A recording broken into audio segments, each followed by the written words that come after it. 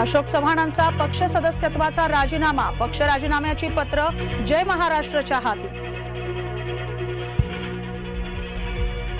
राज्यसभा निवडणुकीपूर्वी महाराष्ट्र काँग्रेसला धक्का, अमीन पटेल, असलम शेख, हिरामण खोसकर आणि सुलभा खोडके काँग्रेसला रामराम ठोकणार, सूत्रांची माहिती।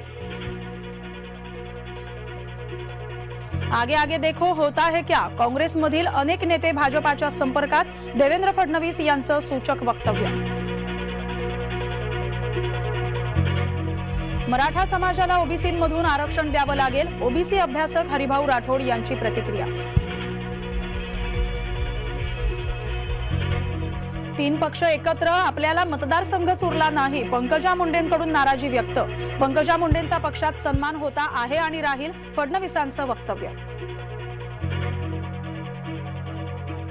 नार्वेकरांच्या निकालाविरोधातील याचिकेवर सुनावणी, शिवबाठाकडून सर्वोच्च न्यायालयात याचिका, आमदार अपात्रता निकालाप्रकरणी सुनावणी। उद्धव यांचा छत्रपती संभाजीनगर दौरा, एकाच दिवशी उद्धव यांच्या 4 सभा, लोकसभेसाठी उमेदवाराची घोषणा करण्याची शक्यता।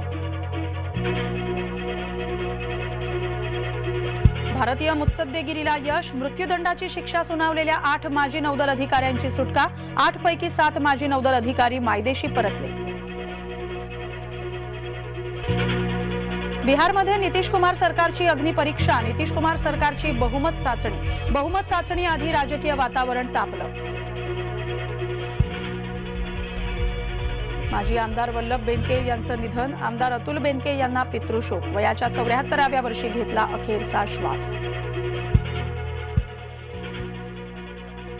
गोंदियात रविवारी रात्री अवकाळी पावसाची हजेरी, धान पिकांसह इतर पिकांना अवकाळीचा फटका।